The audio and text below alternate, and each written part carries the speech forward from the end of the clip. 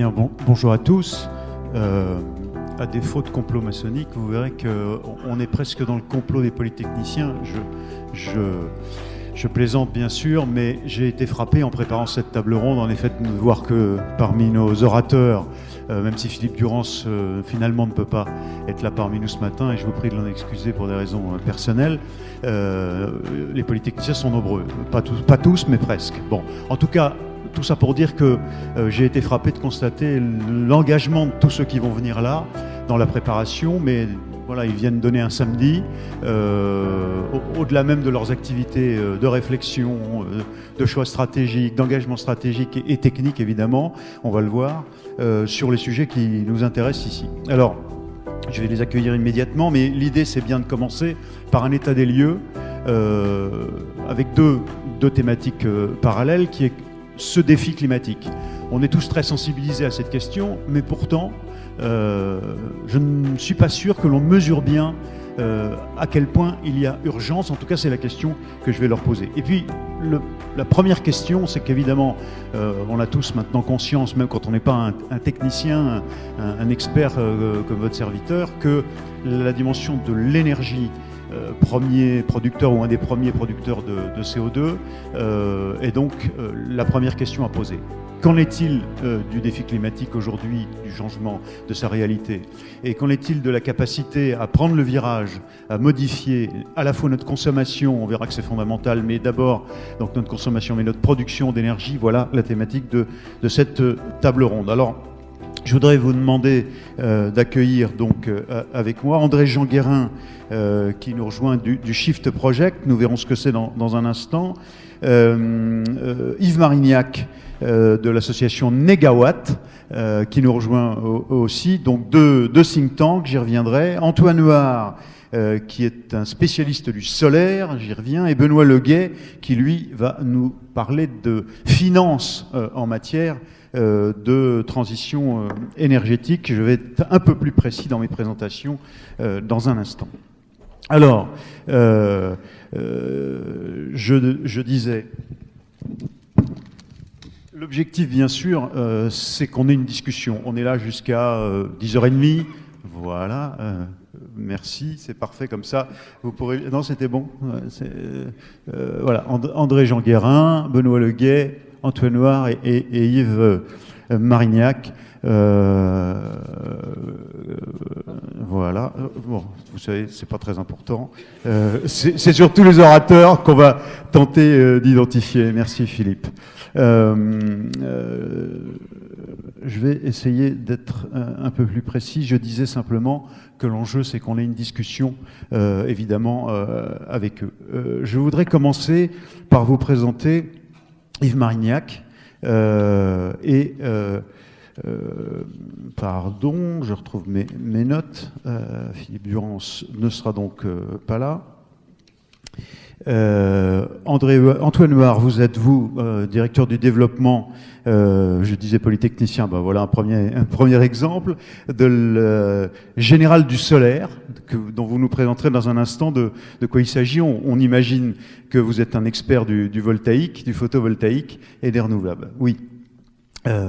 Yves Marignac, vous êtes mathématicien, donc, et non polytechnicien. Vous êtes un spécialiste du nucléaire et de la sûreté nucléaire, et vous êtes le porte-parole et l'homme de la prospective de l'association Négawatt, dont on sait que c'est un des think tanks aujourd'hui qui propose des scénarios, et on verra que votre scénario à 2050, vous en avez déjà pondu un, mais là un nouveau scénario à 2050 qui insiste sur l'idée que les renouvelables, on pourrait être à 100% en renouvelables. André-Jean Guérin, donc vous êtes X-Pont, ancien du CESE, trésorier de la Fondation Nicolas Hulot, et donc le représentant d'un autre think tank qui n'a pas la même analyse de la situation, mais qui s'appelle le Shift Project, et qui fait lui aussi des propositions, comme on le verra comme Négawatt, pour prendre le virage. Je voudrais commencer, vous deux, en ayant présenté Benoît Leguet, qui lui n'est pas, je crois, polytechnicien, mais vous voyez, nul. Ah si, ah bah d'accord, ok, donc j'avais bien vu. Vous êtes économiste aussi, vous êtes financier aujourd'hui, et donc ingénieur au départ, et vous êtes directeur d'un autre think tank qui s'appelle I4C. Hein. Il y a un jeu de mots, vous êtes un ancien de la Cour des comptes et vous nous expliquerez comment vous avez créé aujourd'hui ce think tank dont l'enjeu est bien de réfléchir et de produire du financement des choix nouveaux sur la problématique évidemment de la transition et des choix techniques qu'on veut engager, le solaire notamment et pas uniquement. Alors, je voudrais commencer avec vous deux, Yves Marignac, André-Jean Guérin, par cette question qui est celle de l'urgence. Qu'en est-il aujourd'hui du défi climatique? Qu'est-ce que ça va impliquer ou implique déjà dans la réalité et dans nos vies? Je vous pose la question parce que je suis par exemple fidèle sur Twitter de notre ami Jean-Marc Jancovici, du Shift Project aussi, qui, si on le suit, nous amène au suicide tous les matins. C'est-à-dire que, en gros, on parle beaucoup de concepts un peu fumeux comme le grand remplacement. Lui, il nous parle du grand effondrement et il nous dit par exemple qu'au fond, la catastrophe est proche, que le Gulf Stream est en train de ralentir, que bon... Qu'en est-il réellement? Il y avait un papier dans le Mondo ce week-end qui nous annonce 3, 4, 5 degrés peut-être à la fin du siècle de plus à Paris, avec des modifications dont on ne mesure pas l'impact. Quel est, vous, qui le suivez de plus près, qui connaissez les travaux du GIEC mieux que quiconque, comment tous les deux, qu'est-ce que vous diriez en complément l'un et l'autre, André-Jean peut-être, ou Yves Marignac, comme vous voulez, qu'est-ce que vous diriez sur cette notion d'urgence? Et puis après, on viendra à vos propositions.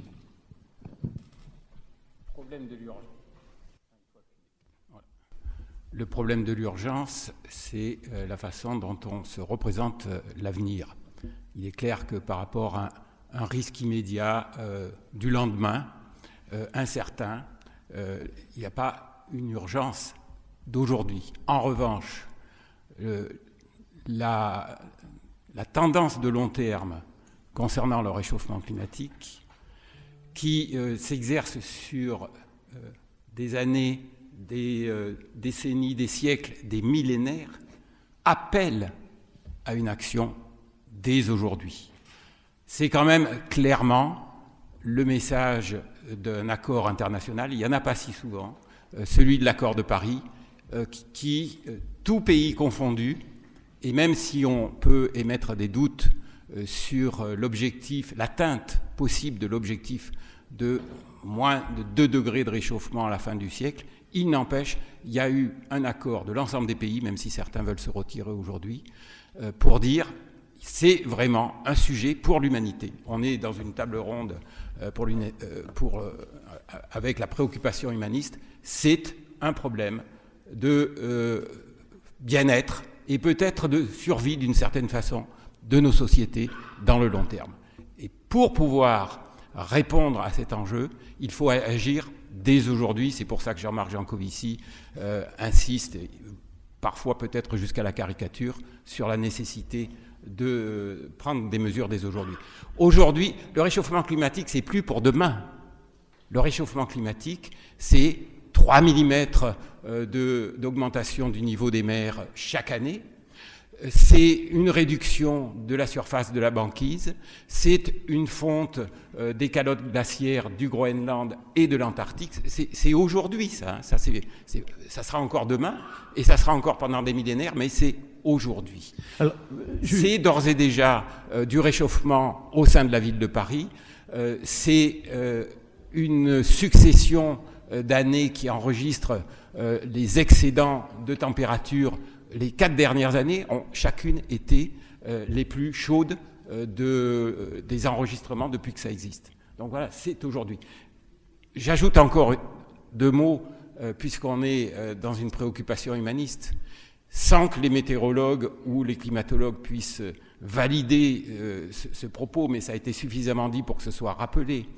On considère, un certain nombre de gens qui sont versés sur ces questions-là considèrent que ce qui s'est passé au Darfour est indirectement lié à un assèchement de zones de pâturage qui ont conduit des éleveurs à se déplacer et du coup à avoir des confrontations entre populations qui vivaient sur les mêmes territoires. Même analyse à propos de la déstabilisation de la Syrie. Alors vous voyez, on est déjà dans les conséquences du réchauffement climatique. On est déjà dans les contraintes qui pèsent sur un certain nombre de populations liées au réchauffement climatique. Et encore récemment, un article le soulignait dans Le Monde, le Pakistan, dès le mois de mai, vivait des températures de 45 degrés, interdisant toute activité à l'extérieur.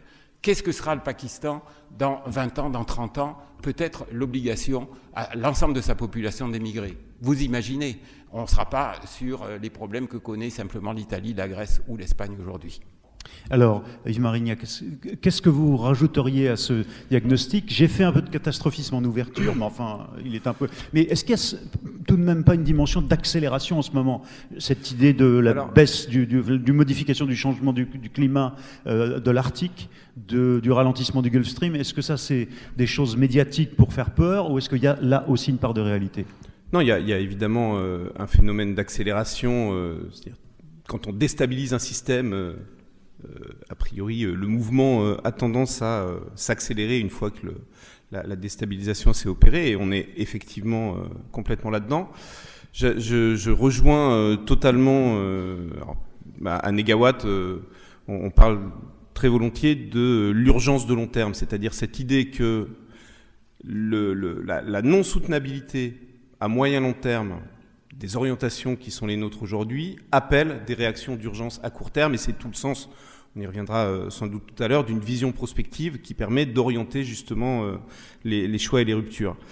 Ce que j'ajouterais peut-être, c'est que la question climatique est bien sûr au centre des enjeux, mais que la question n'est pas que climatique, et que peut-être envisager tout le sujet de l'énergie au seul prisme de la question climatique peut amener à des choix qui ne sont pas forcément les meilleurs. Pour moi, la question, elle est vraiment systémique.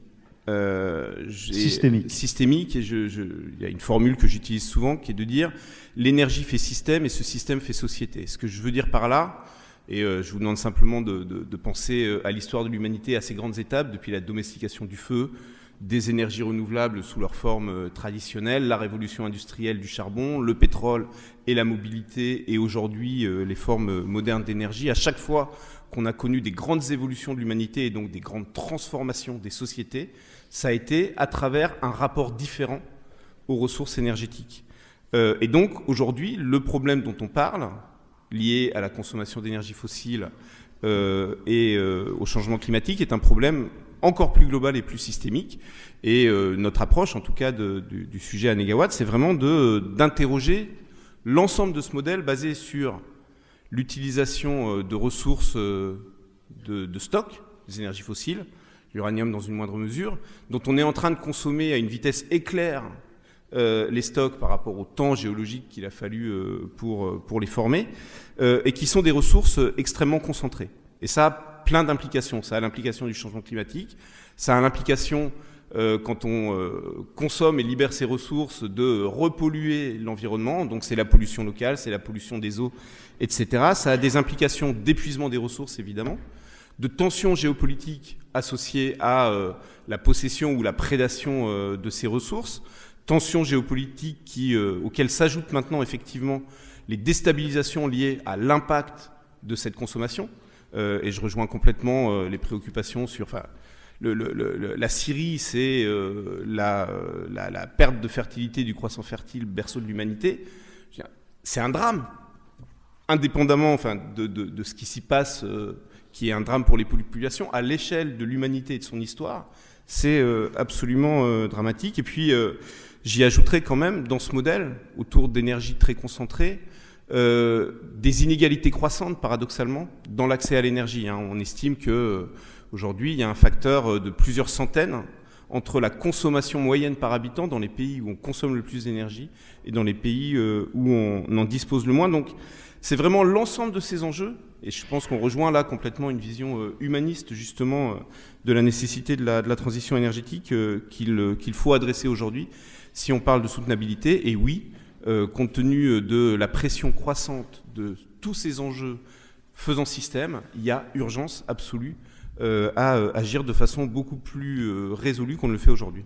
Alors, dans la dimension systémique, il y a la capacité que nous allons avoir ou que nous avons collectivement, les humains, à mettre en place, à réaliser techniquement et donc financièrement les choix stratégiques engagés théoriquement par la COP21, mais ensuite en pratique par tous ceux qui aujourd'hui essayent de réaliser ça. Donc ça, c'est un des aspects essentiels et Benoît Leguet nous en dira un mot dans un instant. Évidemment, on va se pencher un peu plus sur je dirais le renouvelable emblématique qu'est le photovoltaïque. Et je voudrais particulièrement remercier Antoine Ouar parce que hier, avec la Générale Solaire, son entreprise, il était encore hier soir en Côte d'Ivoire et dans l'après-midi au Ghana, quand on a préparé au téléphone, voilà. Et donc il a volé dans la nuit pour être là ce matin et c'est encore plus remarquable. Mais alors, je voudrais maintenant qu'on... D'abord, vous aurez peut-être noté, ou vous ne l'aurez pas noté, mais les spécialistes l'auront peut-être noté, mais moi je l'ai découvert, donc vraiment de façon très humble, en préparant avec vous deux. Déjà, Yves Marignac a introduit une des nuances qui fait la différence dans l'approche, je dirais, avec le Shift Project. Je m'explique. À l'instant même, vous avez insisté sur cette idée qu'il ne suffisait pas de s'intéresser à l'impact des énergies ou à faire, en quelque sorte, à créer l'inquiétude ou en évoquant les difficultés et en disant il faut juste avoir les bons choix sur l'énergie. Vous insistez sur cette dimension de système. On verra si Shift Project voit les choses de la façon suivante. La question maintenant, c'est, en réponse à cette urgence, qu'est-ce que l'un et l'autre, quelle est votre approche, comment vous fonctionnez, et quelles sont les propositions, de manière assez synthétique tout de même, que vous faites aujourd'hui pour qu'on règle la problématique déjà qui est celle qui nous intéresse, de l'énergie, comment on utilise on fait les bons choix pour essayer de prendre ce virage de façon positive. Alors Yves Marignac d'abord, et André-Jean Guérin ensuite. Alors, le scénario négawatt en 5 minutes, exercice absolument impossible. C'est ça. Non, je vais insister plutôt sur la démarche et finir par quelques grandes lignes des orientations ou des politiques et mesures qui en découlent. Mais l'essentiel de ce que propose Négawatt depuis plus de 15 ans maintenant dans le débat politique sur l'énergie et le climat en France, c'est réellement une démarche systémique de transformation de notre modèle énergétique et, comme je le disais tout à l'heure, ce modèle faisant société, ça veut dire une démarche de transformation de nos modes de consommation et de production, pas seulement dans l'énergie, mais au sens large. Et disons, l'idée fondamentale à partir de laquelle Négawatt travaille sur cette démarche systémique, c'est au fond un changement de paradigme dans notre rapport à l'énergie et plus largement aux ressources, qui consiste à inverser la logique par rapport à la logique traditionnelle qui est de se demander s'il y a des ressources disponibles. Nous, on considère que les ressources et leur utilisation n'a finalement d'intérêt que pour répondre à des usages, et donc on inverse la logique et la démarche de réflexion en partant de ce qu'on appelle les services énergétiques, c'est-à-dire les services rendus à chacun de nous au quotidien par la consommation de l'énergie. C'est de la mobilité, c'est de l'éclairage, c'est du chauffage, de la cuisson, c'est des process industriels pour produire nos biens de consommation, etc. Et donc, on part des services énergétiques pour remonter ensuite aux ressources. Et là, on a 3 grandes étapes. La première étape, c'est celle d'une intelligence sur nos usages. C'est-à-dire consommer de l'énergie, utiliser de la ressource, là où elle rend effectivement du service énergétique. C'est ce qu'on appelle la sobriété, mais donc ce terme est passé aujourd'hui dans le débat, mais il apporte souvent une connotation de restriction ou de contrainte qui est pas du tout celle qu'on veut porter. Nous, vraiment, ce qu'on porte, c'est l'intelligence individuelle et collective dans les usages. La deuxième étape, plus classique, c'est une intelligence technique. C'est sur l'ensemble de la chaîne, jouer sur les rendements pour avoir le moins de pertes possible. C'est ce qu'on appelle l'efficacité énergétique. Et la troisième étape, c'est un choix, là encore, d'intelligence sur les ressources, qui pour nous, clairement, par rapport à cette notion de soutenabilité systémique, marque la distinction entre des ressources moins soutenables, qui sont les énergies de stock, dans lesquelles on inclut les énergies fossiles, bien sûr, mais aussi le nucléaire, puisqu'il est basé sur une énergie minérale, l'uranium non renouvelable, et de l'autre côté, les énergies de flux, où l'on ne consomme pas de stock, mais on utilise les flux naturels, qui sont les énergies renouvelables. Alors bien sûr, si on a un prisme où on donne la priorité au carbone, la distinction peut être entre les énergies carbonées, fossiles et non carbonées, donc incluant les renouvelables et le nucléaire. Mais je pense qu'un point sur lequel on sera d'accord, c'est que dans tous les cas, puisque ce qu'on vise en parlant de soutenabilité, c'est de remplacer, substituer des énergies qu'on considère non soutenables par des énergies qu'on considère soutenables, la maîtrise de la quantité globale d'énergie à fournir est essentielle pour faire de la substitution et pas de l'addition, et donc la sobriété et l'efficacité s'imposent à tous. Attendez, juste un point. J'ai l'obsession de la reformulation, mais je vais caricaturer peut-être un peu, mais si j'ai bien compris ce que vous venez de nous dire, vous nous dites, peut-être à la différence du Shift Project par exemple, pour nous l'urgence n'est pas que de décarboner, et en particulier, on doit aller plus loin, on doit réduire ou consommer différemment l'énergie, et sortir totalement des énergies de stock. Et en particulier, c'est votre différence, vous êtes hostile de ce point de vue au nucléaire. Quand le Shift Project, mais il nous le dira mieux que moi, dit l'urgence c'est de décarboner, et à cet égard, le nucléaire est un des outils de l'arsenal les plus efficaces. Mais cette nuance, nous y reviendra. Même si on ne va pas faire porter le débat sur le nucléaire, ce n'est pas l'objet, mais cette nuance est importante parce qu'on voit bien que là, il y a une approche différente. C'est effectivement une différence essentielle, mais dans notre vision d'un système soutenable, effectivement, cette notion d'énergie de stock et d'énergie très concentrée va à l'encontre d'un modèle beaucoup plus diffus, démocratique et soutenable au sens de l'ensemble de l'empreinte environnementale. Mais je pense que le point qu'on partage, c'est que cette soutenabilité, quel que soit l'objectif qu'on se donne, plutôt climat ou plutôt plus global, passe par la maîtrise de la consommation. Et donc la sobriété et l'efficacité sont des étapes indispensables. Alors bien sûr, ça se pose différemment en France, où on surconsomme, et dans des pays où la priorité est l'accès à l'énergie. Mais voilà, en France, donc juste pour dire deux mots sur le scénario lui-même. Alors voilà, les propositions. Donc l'idée de Négawatt, et on en est au 4e scénario, qu'on a publié début 2017, c'est de proposer des scénarios à l'horizon 2050 pour la France, en regardant comment, en imaginant, c'est la chance des prospectivistes qui peuvent imaginer que tous les curseurs, tous les acteurs vont dans la même direction. Évidemment, on sait que dans la vraie vie, il y a toujours des compromis entre différents enjeux, mais imaginez jusqu'où on peut aller si on prend tous la même direction. Et le scénario applique de manière systématique donc cette démarche que j'ai décrite au système français. Ça passe évidemment par différentes priorités, je vais en citer quelques-unes. La rénovation thermique en profondeur de l'ensemble de nos bâtiments, qui est vraiment un incontournable.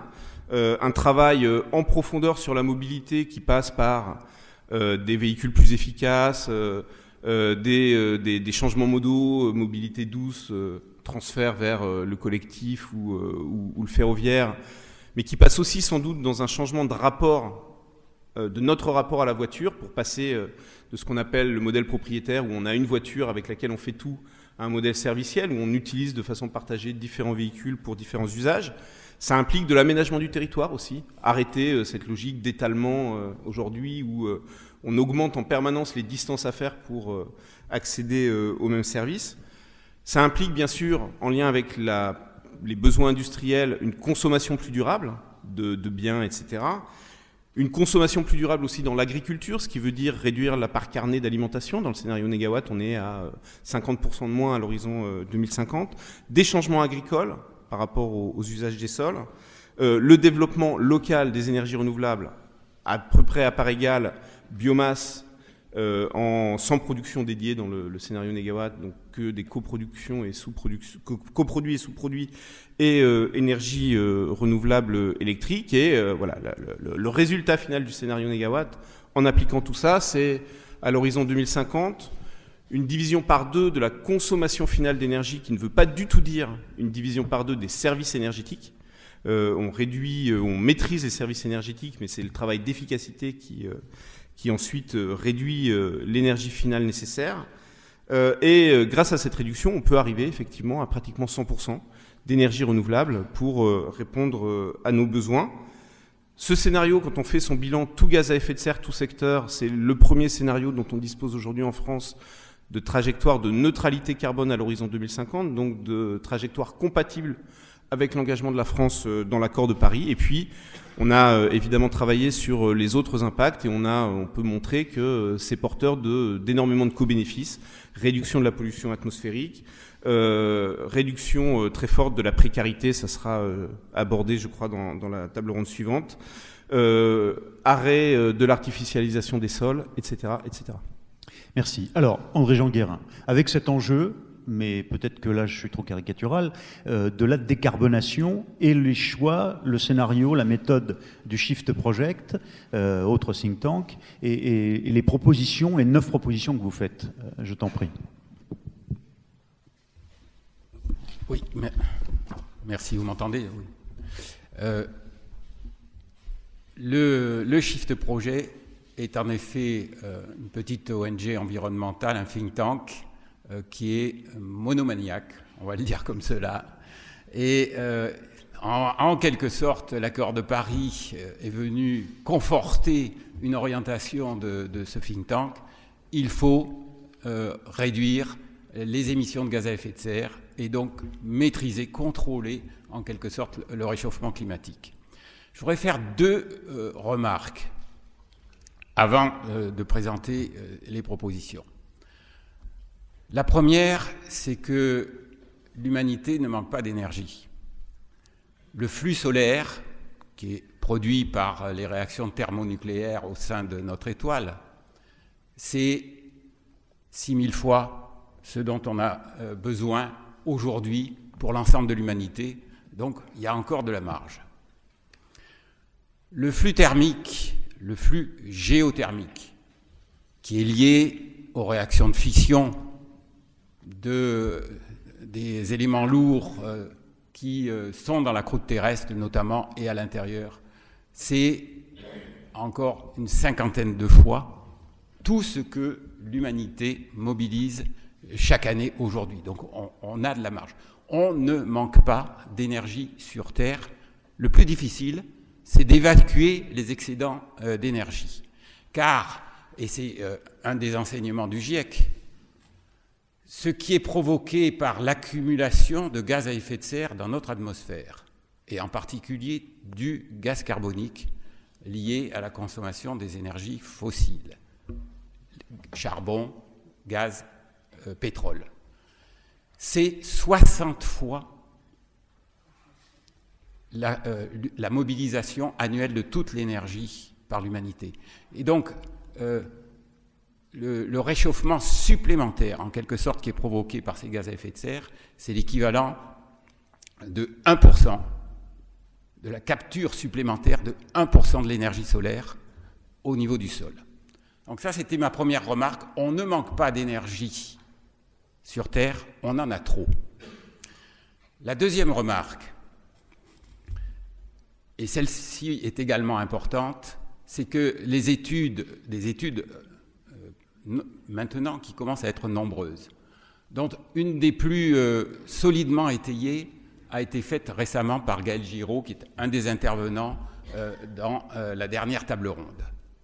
C'est qu'il y a une corrélation extrêmement forte et précise entre le PIB des pays et du monde et la consommation en volume, non pas en valeur, en volume de l'énergie par l'humanité. Quel enseignement on en tire?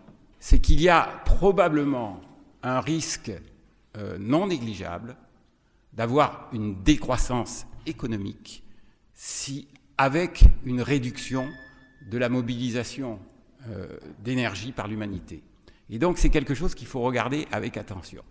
Donc, je partage, ceci étant maintenant complètement ce qui a été dit par Yves Marignac sur l'efficacité énergétique. Il faudrait rentrer dans les détails, on ne le fera pas ici, ça serait trop long. Mais oui, il faut plus d'efficacité énergétique. Quant à la sobriété, il faut y regarder de près, parce qu'on sait que des sociétés dans lesquelles le PIB décroît, ça veut dire, en gros, il faut se partager une part de tarte dont le diamètre diminue, on sait que pour éviter la violence, c'est très, très compliqué.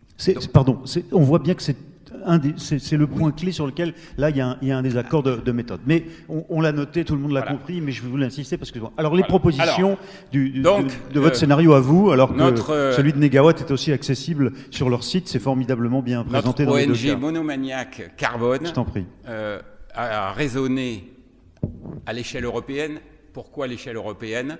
Parce que la France, en gros, ne maîtrise plus majoritairement l'ensemble des leviers politiques, des politiques publiques qui ont un impact sur les émissions de gaz à effet de serre.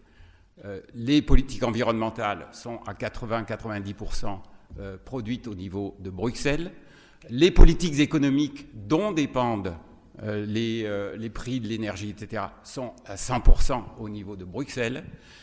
Les politiques énergétiques sont partagées, mais elles sont aussi dans la main de l'Union européenne. Et donc, on a voulu regarder les choses au niveau de l'Union européenne.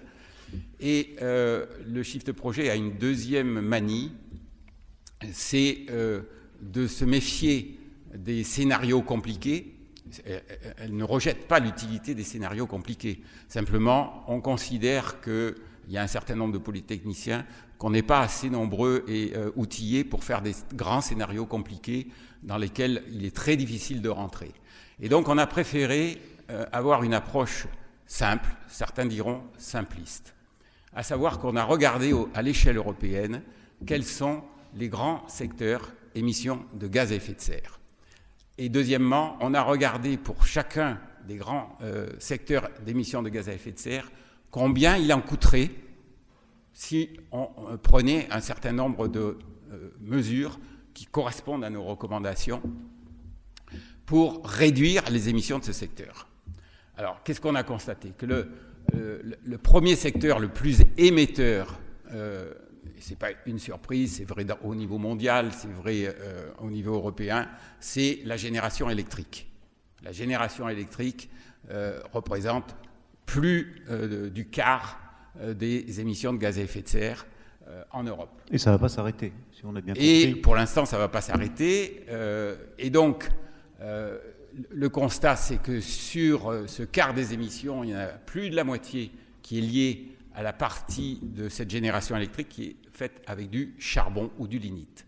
Et donc, la recommandation du Shift, elle est un peu lapidaire, mais il faut arrêter, il faut fermer les centrales à charbon et à lignite en Europe.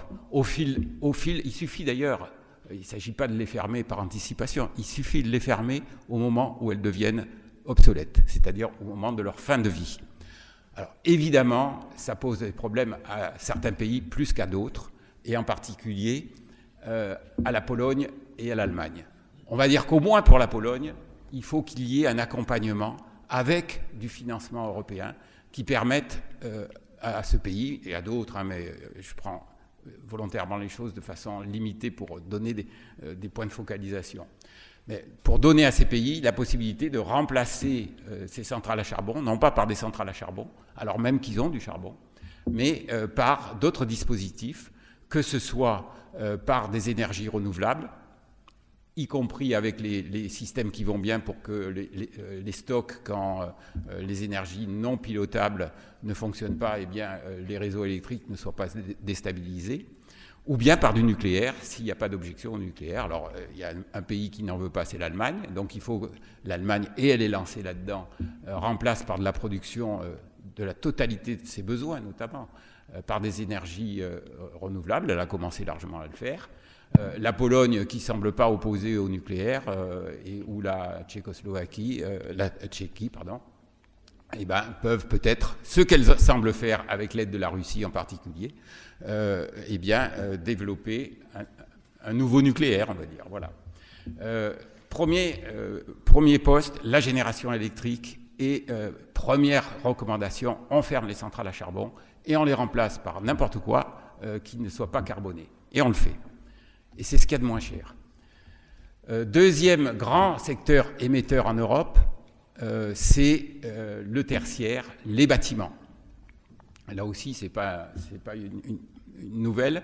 Le problème à ce moment-là, c'est que c'est de loin le secteur le plus coûteux pour réaliser les rénovations qui sont nécessaires pour avoir plus d'efficacité énergétique et de se déplacer pour les utilisations d'énergie dans ces bâtiments vers des énergies non carbonées. Je crois qu'il faut bien avoir les deux en tête. C'est évidemment de l'efficacité, c'est-à-dire de l'isolation thermique, jusqu'à un certain point, et après passer, par exemple, avec de la géothermie, puisque, et c'est la Suède ou la Suisse, par exemple, qui en donne l'exemple, on a un flux géothermique qui est utilisable directement sous nos pieds et qui peut permettre de chauffer les bâtiments. Ça reste le plus coûteux. Donc là, il y a un vrai problème de financement de ces investissements. Troisième grand domaine d'émissions de gaz à effet de serre en Europe, en France c'est le premier, ce sont les transports. Et on a 3 domaines de propositions, de recommandations concernant les transports et notamment périurbains, les transports entre grandes cités européennes et d'autres types également carrément en zone urbaine. Et puis il y a 2 autres domaines sur lesquels des progrès peuvent être faits, c'est celui des industries lourdes, avec la recommandation de plus de recyclage, notamment, parce que les progrès techniques ont été faits, en gros. Et enfin, le secteur des terres. Alors, je ne résisterai pas au plaisir de donner une image. Le secteur des terres, c'est-à-dire l'agriculture, la forêt, les espaces naturels, depuis que la terre est terre, c'est le secteur qui capte l'énergie solaire, qui séquestre le carbone, qui a produit de l'oxygène et qui a stocké les énergies fossiles que l'on exploite aujourd'hui. Donc, ça a été en permanence un puits de carbone. Aujourd'hui, le secteur des terres, dans le monde, en Europe, en France, est émetteur de gaz à effet de serre.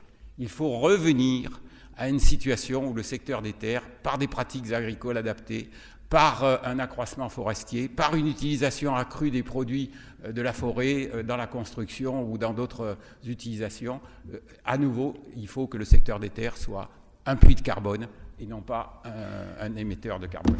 Alors, pardon, j'ai été... Non, mais alors, on voit bien dans l'approche qu'on commence... Oui, mais non, mais je voudrais pas que vous répondiez maintenant, parce que, par respect quand même pour nos 2 autres orateurs, il faut qu'ils aient la parole. Mais on y revient dans un instant.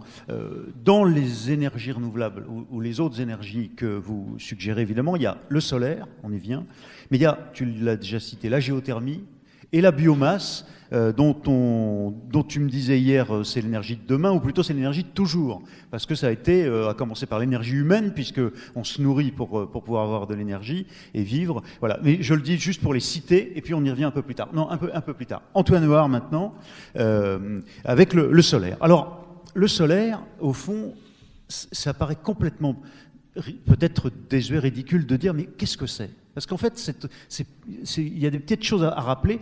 Et quelle est sa part réelle aujourd'hui ? Parce que ça va bien au-delà de la conscience médiatique ou l'usage médiatique qu'on fait de ce concept. La réalité, c'est quoi ? Quelle est sa part, par exemple en France et en Europe, dans le mix énergétique ? Alors, c'est une bonne question, parce que le solaire, c'est un peu l'énergie de tous les paradoxes. Hein. Ça a été dit, le solaire, on en a en excès. Le soleil suffirait à alimenter largement la consommation électrique mondiale. Et pourtant, en France, la production solaire représente moins de 2%, 1,9% en 2017 de la consommation électrique. Donc c'est quand même extrêmement faible. Et dans le monde, en fait, c'est un chiffre à peu près similaire. C'est de l'ordre de 1 à 2%. Alors il faut bien distinguer le solaire photovoltaïque du solaire thermique. Moi, je vais surtout parler là du solaire photovoltaïque, donc de la part du solaire photovoltaïque dans l'électricité, et plutôt que la part du solaire en général dans l'énergie. Mais en gros, dans l'électricité, c'est ça les chiffres dont on parle. Et quand je dis que c'est l'énergie de tous les paradoxes, c'est que c'est une énergie disponible mais peu utilisée. C'est une énergie j'y reviendrai tout à l'heure, la plus compétitive aujourd'hui dans beaucoup de situations. Et malgré tout, quand on pense au solaire, beaucoup de gens, j'en suis sûr également parmi vous, pensent que c'est une énergie encore très chère. Et puis c'est l'énergie préférée des Français. 93% des Français sont favorables au solaire. Et pourtant, c'est une énergie sans doute très méconnue. Donc je salue l'organisation d'un tel colloque parce que c'est vraiment avec ce genre d'événement qu'on arrivera à répondre à ces paradoxes.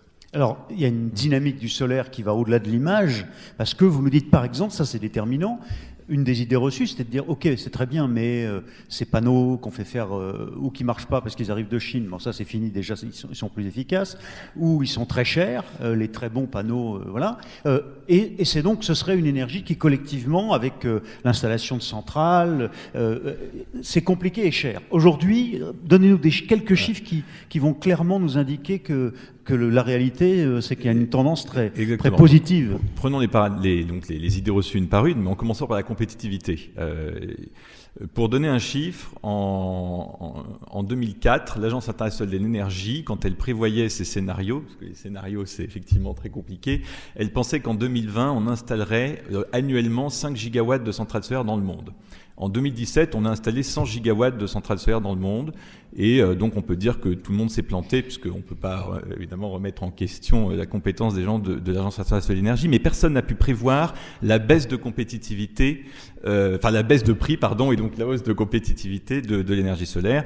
Le prix a été divisé, alors là, par des facteurs de l'ordre de 10 en 10 ans. C'est ça, grosso modo. C'est en fait un taux un learning rate, un taux d'apprentissage de baisse de prix, on va dire, de 28% par an en moyenne depuis que la baisse a commencé. Ce qui nous permet d'atteindre des prix. Alors ça dépend des pays, ça dépend des coûts de financement, ça nous entraînerait dans des considérations très compliquées d'expliquer vraiment dans le détail ce qui peut expliquer des différences de prix d'un pays à l'autre. Mais en France, par exemple, les appels d'offres de la Commission de régulation de l'énergie ont révélé dernièrement des prix de l'ordre de 5 centimes du kilowattheure pour l'énergie solaire sans stockage. Et 5 centimes du kilowattheure, pour ceux qui connaissent, c'est à peu près la même chose que le prix de l'électricité nucléaire historique. Donc on est vraiment dans une énergie compétitive. Mais si vous allez dans des pays plus ensoleillés, il y a eu un appel d'offres à Abu Dhabi où le prix était de 2,42 centimes de dollars du kilowattheure, donc on s'approche vraiment d'une énergie gratuite ou quasi gratuite. Après, effectivement, c'est une énergie qui est non pilotable. J'aime pas trop le mot intermittente parce que c'est l'énergie solaire. En fait, l'intermittence évoquerait l'idée qu'elle peut s'arrêter d'un seul coup sans prévenir. En fait, elle est non pilotable, mais elle est quand même prédictible. De la même manière que la demande d'énergie, elle est variable, mais on sait la prévoir la veille pour le lendemain. De la même manière, l'énergie solaire est variable, mais on sait la prévoir la veille pour le lendemain, et de plus en plus on sait la stocker, puisque le prix des batteries est en train de baisser suivant la même courbe que le prix qu'a suivi les panneaux solaires. Et donc aujourd'hui, en Corse par exemple, ou dans les DOM-TOM, en France, il y a eu des appels d'offres pour des centrales solaires avec stockage, où les prix étaient inférieurs à 10 centimes du kilowattheure. Donc je rappelle qu'en tant que consommateur d'électricité, vous payez sans doute aujourd'hui autour de 16 centimes du kilowattheure votre électricité, ce qui inclut un certain nombre de taxes et de transports, mais c'est quand même pour montrer qu'on est vraiment dans un ordre de prix, y compris dans les centrales solaires avec stockage, qui est tout à fait devenu raisonnable. Bon, mais alors, d'abord j'ai bien noté un truc, c'est que les prospectivistes depuis 30 ans, polytechniciens mais pas seulement, se sont plantés. Bon, donc ça, il faut donc se méfier de tout ce qu'on dit. L'art des prédictions est difficile. Non, c'est pas de la prospective, c'était de la prévision, c'est encore pire. Et donc, juste un mot, alors là encore au-delà de la boutade, sur le pourquoi ça bloque. C'est-à-dire qu'au fond, puisque c'est si bon marché aujourd'hui, et puisque ça a été beaucoup plus vite son développement que prévu, pourquoi c'est si peu développé? Pourquoi ça bloque? Il y a quand même là une question de coût, visiblement. À installer, c'est très capitalistique, vous dites tous. Voilà. Alors, ça veut dire quoi? Ce qui bloque, en fait, ça dépend dans quel pays on se place. Si on se place en France, ce qui bloque, c'est un certain nombre de raisons liées à l'existence d'un opérateur historique qui, en fait, font que beaucoup de gens disent on n'a pas besoin de développer du solaire puisqu'on a un mix électrique déjà décarboné. C'est un débat philosophique qui occupe beaucoup de place en ce moment parce que, certes, on a un mix déjà décarboné, mais est-ce que pour autant on doit se priver de se positionner sur une technologie qui semble être quand même une technologie d'avenir puisque le monde entier est en train de passer dessus? Je vous dis, 100 gigawatts installés en 2017, ça fait du solaire la première énergie électrique installés dans le monde chaque année, devant l'éolien, devant le gaz et loin devant le nucléaire, etc. Et donc, est-ce que la France va être absente de ce mouvement-là sous prétexte qu'on a déjà un mix décarboné, ou est-ce qu'on veut se lancer là-dedans ? Et encore une fois, si on a une telle croissance dans le monde, c'est pas par altruisme environnemental. Je pense que lorsque la Chine fait des gigawatts, 50 gigawatts, donc la moitié de ce qui a été installé dans le monde, c'est la Chine qui le fait, c'est pas parce que ils sont tout d'un coup pris d'une passion pour le changement climatique, c'est vraiment que c'est l'énergie la moins chère. Et je pense que ce qui est intéressant, c'est de se dire qu'il y a eu beaucoup de messages pessimistes jusqu'à maintenant, et c'est vrai qu'il faut être conscient de ça. Mais moi, j'aime quand même un petit message d'optimisme, c'est que jusqu'à présent, on n'avait pas de solution. Là, on en a quand même une qui est compétitive. Et le vrai changement, la vraie transition, les moyens qu'on aura de régler le problème du changement climatique, ou en tout cas de le combattre le plus efficacement possible, c'est quand même les signaux prix et la compétitivité. C'est pas forcément, on va dire, on peut le regretter, mais en tout cas, l'intérêt économique et l'intérêt financier restent le moteur le plus puissant des changements et des évolutions des comportements. Alors dites-nous un mot dans ce contexte de ce que vous appelez l'Alliance solaire internationale. Qu'est-ce que c'est et comment vous militez tous aujourd'hui pour... Alors, je vous rends compte que je n'ai pas encore répondu à votre question. Allez-y. Les blocages, pour le dire, il n'y a pas que la présence d'un opérateur historique, il y a aussi le fait que c'est une énergie très capitalistique. Et ça va permettre de faire la transition à la question de l'Alliance solaire internationale. C'est que quand vous construisez une centrale à gaz ou une centrale à charbon, l'investissement initial est coûteux, certes, mais n'empêche que sur la durée de vie de 40 ans de la centrale que vous opérez, eh bien, c'est essentiellement, vous allez devoir acheter des matières premières, par exemple du gaz, pour le brûler et faire de l'électricité. Donc, on dit que c'est essentiellement des centrales qui sont en OPEX, en coût d'opération. Donc, ça veut dire que si au bout de 5 ans, elle est amortie, ou au bout de 10 ans, mettons, au bout d'une certaine durée, elle est amortie, et si tout d'un coup, vous avez, elle s'avère ne plus être rentable, eh bien, vous arrêtez d'acheter le gaz, et puis, entre guillemets, vous en restez là. Le solaire, mais aussi les autres énergies capitalistiques comme l'éolien, l'hydraulique ou le nucléaire, vous faites l'essentiel de l'investissement au début, et donc si ensuite vous avez le moindre pépin pendant les 40 ans de la durée de vie, par exemple un changement politique qui fait qu'on ne vous achète plus l'électricité au même prix qu'initialement prévu, eh bien vous faites faillite.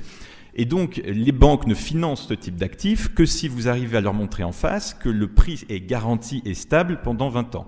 Alors, on confond souvent ça avec des subventions, c'est pas vrai du tout, puisque ça s'appelle simplement un contrat de long terme. Un contrat de long terme, il y a des tas d'industries qui en font et qui ne sont pas des industries subventionnées.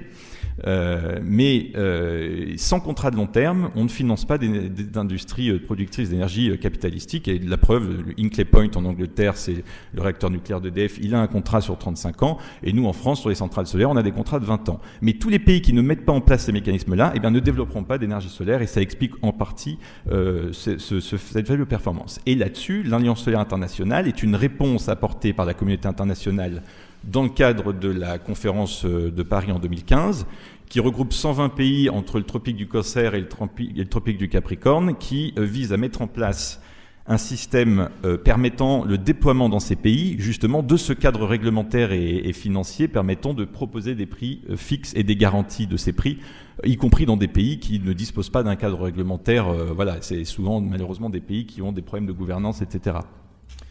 Un mot tout de même sur un point qui touche tout le renouvelable, mais puisque vous en êtes l'expert sur le solaire, c'est fondamental. Il y a une idée fondée, mais qui est en pleine évolution, parce que la technique progresse, c'est celle de, face à l'intermittence, même si vous n'aimez pas le terme, c'est celle du stockage, de la capacité à stocker pour pouvoir gérer dans la continuité le surplus d'énergie qu'on a engendré par du solaire ou de l'éolien. Ça progresse aujourd'hui. Où est-ce qu'on est bon? Qu'est-ce qui est mieux? Qu'est-ce qui se développe? Alors déjà, je voudrais dire que avant de commencer à parler de stockage, il faut savoir qu'on peut monter facilement à des taux de solaire ou d'énergie intermittente dans un réseau électrique de l'ordre de 30-40% sans que on ait le blackout tant redouté par un certain nombre d'esprits alarmistes. Donc il y a des pays qui sont à 40% de solaire et éolien, donc énergie renouvelable intermittente dans le mix.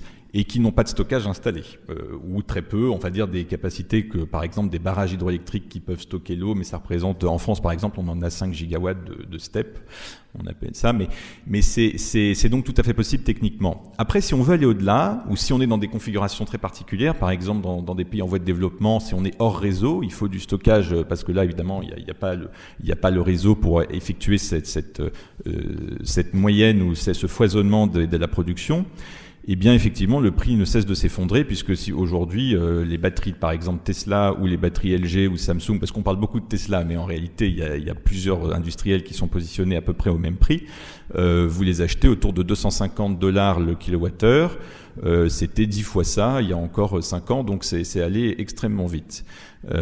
Après, on dit les batteries, effectivement, il faut du lithium, donc ça pose un certain nombre de questions géopolitiques, ça. C'est-à-dire, est-ce qu'on aura assez de matériaux pour faire toutes ces batteries? Mais le stockage ne se limite pas aux batteries. Vous pouvez stocker sous forme, vous pouvez pomper de l'eau dans les barrages pour stocker sous forme d'énergie potentielle. Vous pouvez stocker sous forme d'hydrogène. Il existe plusieurs méthodes de stockage. Aujourd'hui, c'est vrai que les batteries, c'est quand même la plus compétitive. C'est celle qui est aujourd'hui sur le marché, mais on peut quand même également penser à d'autres méthodes dans le futur. Vous avez eu la décence de ne pas parler de votre entreprise, mais moi je trouve que ce serait intéressant que vous nous expliquiez.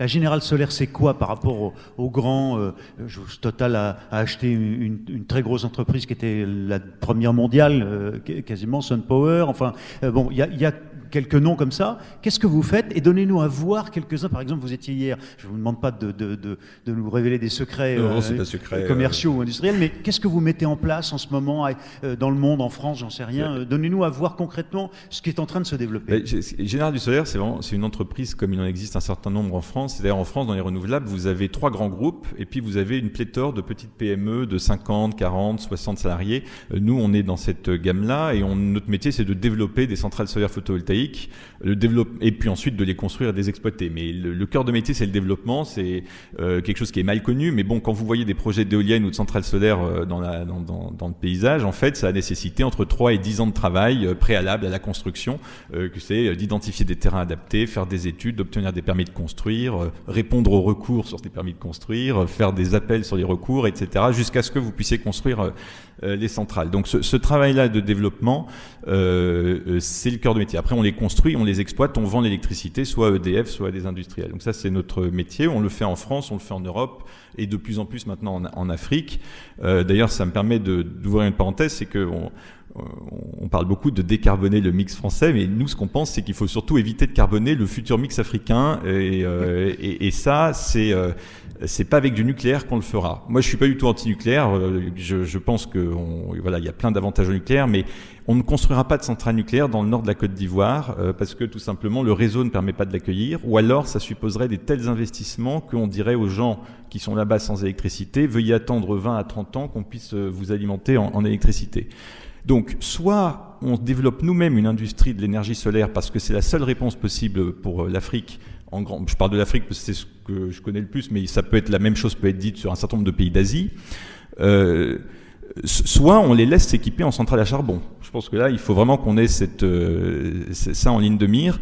Et donc, le seul moyen, c'est d'arriver à leur proposer des centrales solaires. Moi, c'est pour ça que j'étais là cette semaine. Et quand on leur propose des centrales solaires, ils nous disent « Mais qu'est-ce que vous avez fait chez vous ?» Et c'est vrai que ça nous aiderait si chez nous, on en avait fait plus. Or, aujourd'hui, en France, c'est difficile. Donc, c'est pour ça que je pense que derrière, c'est pas qu'un problème il y a un problème environnemental qui justifie la mise en place de centrales solaires, mais il y a aussi une question de politique industrielle, de politique à l'export, de croissance, de transition vers les industries du futur. Et je pense qu'il faut qu'on soit là-dessus. Donc c'était la raison de ma présence là-bas. On est sur des projets de l'ordre de 10 à 20 mégawatts pour alimenter des villes dans le nord de la Côte d'Ivoire, entre autres. Alors il y a une dimension très importante qu'on n'a pas évoquée, mais on y reviendra plus tard, c'est que le solaire, ça peut être à la fois très massif, de très grandes centrales, mais c'est évidemment aussi, y compris la petite centrale Là, vous avez raison, c'est un point très important que j'ai oublié complètement de mentionner, alors que ça me paraît le point le plus majeur, et si vous devez retenir une seule chose de tout ce que j'ai dit, c'est vraiment ça, c'est que le solaire, c'est complètement disruptif par rapport à toutes les autres sources d'énergie qui ont été faites depuis qu'en tout cas on est dans des systèmes de production à grande échelle. Toutes les sources d'énergie que vous connaissez produisent à partir de machines tournantes. Donc que vous preniez une éolienne, c'est une turbine qui tourne, un barrage hydraulique également, une centrale nucléaire également, et une centrale à gaz aussi, enfin on peut toutes les faire. Le solaire, c'est une énergie qui fonctionne sur un principe qui a été découvert par Becquerel en 1839, donc vous voyez que c'est pas récent, et qui est le principe du photovoltaïque, hein, c'est-à-dire le fait que des électrons puissent se mettre en mouvement dans certains types de matériaux à partir d'une excitation liée à de la lumière. Et ça n'a été expliqué que par Einstein en 1905, ce qui lui a valu le prix Nobel d'ailleurs, et tout ça pour dire que on est sur quelque chose qui n'a rien à voir avec les machines tournantes. Donc là où vous voyez une transition de machines tournantes de plus en plus compétitives, en grossissant par exemple la taille des éoliennes, en faisant des choses de plus en plus massives pour essayer de gagner quelques centièmes de coût, le solaire, lui, disrupte complètement tout cela parce qu'on est sur une dynamique complètement différente. Et c'est cette caractéristique propre qui permet au solaire de faire des centrales à la fois toutes petites dans un village africain et en même temps énormes de 1 gigawatt à Abu Dhabi. Et vous ne verrez pas sur des maisons des petites éoliennes tournées. En revanche, vous verrez beaucoup de gens avoir des panneaux sur leur maison. Parce que la cellule photovoltaïque qui est sur le panneau que vous mettez sur la toiture d'une maison est rigoureusement la même que celle qui équipe les grosses centrales. Donc les efforts de R&D que vous faites pour développer cette cellule peuvent être déployés à toutes les échelles. Ça, c'est vraiment ce qui différencie le solaire de tout le reste, et c'est ce qui fait que je ne parle pas trop de transition énergétique, mais plutôt vraiment de révolution technologique. Et quand on voit les rythmes d'adoption du solaire dans le monde, même si aujourd'hui on n'est qu'à 1%, vous savez, il y a une photo qui est assez connue, c'est que dans les rues de New York en 1900, vous voyez que des carrioles à cheval et une voiture, et heureusement qu'on ne s'est pas arrêté de développer la voiture juste parce qu'on se disait ça représente qu'1%. En fait, en 10 ans, c'était terminé, on voyait plus de carrioles à cheval et on voyait plus que des voitures. Et le solaire est en train de suivre le même rythme. Il y a un expert américain qui étudie ces questions en long et en large et que je vous recommande d'aller voir, c'est Tony Seba, qui est vraiment l'expert de ces adoptions et qui en fait explique que ce soit la voiture, l'internet, le téléphone portable ou le solaire, on est sur les mêmes dynamiques. Donc ça nous incite plutôt à l'optimisme. Merci Antoine. Alors Benoît Leguet, comment mettre la finance au service de ce verdissement, notamment de l'énergie, ou comment verdir la finance aussi? Par exemple, on voit bien que certains grands groupes ou des fonds souverains ont annoncé et pas uniquement, qu'il faut quitter le charbon. On est déjà sur la tendance, le trend proposé par le Shift Project. Le charbon, c'est devenu tabou, ou en tout cas pour un certain nombre de financiers. Et ça modifie du coup les états d'esprit de ceux qui sont évidemment les pivots de la réalisation possible des projets. Alors, parlez-nous peut-être aussi de votre think tank, I4C. Qu'est-ce que c'est que cette association, à quoi elle sert, et quels sont les obstacles aujourd'hui que vous rencontrez pour arriver à financer les projets qui vont permettre de réaliser l'accord de Paris, le cas échéant? Bien, bonjour à tous. Alors, je vais peut-être commencer par dire quelques mots sur I4C. En 2 mots, nous sommes un think tank, donc comme mes voisins et collègues. Mais comme tous les think tanks, nous sommes un think tank un peu particulier, puisque d'une part, nous avons 2 caractéristiques. La première, c'est que nous avons une équipe présidente qui est plutôt grosse, c'est-à-dire I4C, c'est 25 personnes, ce qui nous place parmi les gros, entre guillemets, du secteur. Et l'autre caractéristique, c'est que nous n'apportons pas forcément des solutions. Alors c'est très décevant, je sais, vous êtes venus ici peut-être ici pour trouver des solutions, mais ce qu'on apporte avant tout, c'est des éléments pour nourrir le débat public, c'est-à-dire avant tout des faits, des chiffres, des diagnostics et des propositions de méthodes pour avancer. On part du principe, peut-être naïf, que des gens correctement informés avec 2 hémisphères cérébraux correctement cortiqués et des processus qu'on peut appeler démocratie ou autre chose, disons des processus sociaux à peu près bien établis, finissent par prendre des décisions qui ne sont pas complètement idiotes. Donc voilà, c'est pour ça que nous, on est plutôt en amont et on essaye, plutôt que d'apporter des solutions toutes faites, d'apporter tous les éléments qui permettent de nourrir le débat public. Ça ne veut pas dire qu'on n'a pas d'idées, hein, c'est simplement qu'on préfère les apporter, mais comme d'autres... Non, ce que vous êtes en train de nous dire, c'est que ce n'est pas vous qui avez l'argent, quoi, c'est ça? Ah non, ce n'est pas nous qui avons l'argent, ça c'est certain. Alors nous avons été fondés en 2015 par la Caisse des dépôts et l'Agence française de développement, rejoints depuis par l'ADEME et la Caisse de dépôt et gestion du Maroc. Mais nous n'avons pas d'argent, nous sommes avant tout des producteurs, disons, de méthodes, enfin, disons... D'ingénierie financière, quand même. Ingénierie financière, oui, on peut aller jusque-là, mais là déjà on commence à aller du côté des solutions. Alors, peut-être deux parties dans mon petit propos. La première chose, c'est peut-être rappeler les règles du jeu, c'est-à-dire finalement les contraintes. Je suis ingénieur avant d'être économiste, donc j'aime bien parler de systèmes un petit peu physiques. Et puis, la deuxième partie qui vous intéressera tous, évidemment, c'est comment on finance tout ça. Donc, on va parler un petit peu argent. J'espère en tout cas que le samedi matin, ça ne vous déplaira pas de parler un petit peu d'argent. Alors, première chose, c'est quoi les règles du jeu? Alors, ça n'a pas été précisé par les orateurs précédents, donc je me permets de le rappeler. Les règles du jeu, pour faire simple, c'est l'accord de Paris. Qu'est-ce qu'il y a dans l'accord de Paris? Vous l'avez tous lu, je ne vais pas vous le rappeler. Comme vous avez évidemment lu l'article 2, vous savez très bien quels sont les 3 objectifs de l'accord de Paris. Le premier objectif, c'est maintenir la température, le réchauffement global en dessous de 2 degrés. Par rapport à quoi, on ne sait pas trop, mais en dessous de 2 degrés. Le point important, c'est peut-être déjà stabiliser la température. C'est peut-être ça le point le plus important. On va voir tout à l'heure ce que ça veut dire. Mais maintenir en dessous de 2 degrés, ça veut dire à un moment, on arrête de réchauffer. Le deuxième objectif, c'est promouvoir un développement bas carbone qui soit résilient au changement climatique.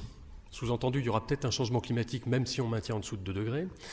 Et qui permettent par ailleurs, qui ne mettent pas en péril la sécurité alimentaire. Ce qui déjà permet de mettre en exergue un point extrêmement important. Sécurité alimentaire, ça nous met tout de suite sur l'utilisation des sols. Et donc quand on parle de quelles énergies pour demain, ça veut dire quelque part qu'il va falloir que ce soit des énergies qui soient compatibles avec une utilisation des sols qui ne mettent pas en péril la sécurité alimentaire. C'est pas que des bio-énergies versus alimentation, c'est aussi d'autres choses. Le solaire, l'éolien, d'autres énergies, finalement tout a une emprise au sol. Et puis des choses qui soient résilientes au changement climatique. Je rappelle pour ceux qui sont distraits, pour produire de l'électricité d'origine thermique, que ce soit du nucléaire ou du thermique à flamme, en général il faut de l'eau. S'il n'y a pas d'eau, il y a un petit problème. Donc voilà, c'est tout ce genre de petites choses, quand Yves parlait de système, c'est tout ce genre de petites choses complètement anecdotiques auxquelles il faut peut-être penser quand on se dit comment on va faire pour faire du 2 degrés. Et puis le troisième objectif de l'accord de Paris, c'est celui que je préfère, il faut aligner les flux financiers pour atteindre les 2 objectifs précédents.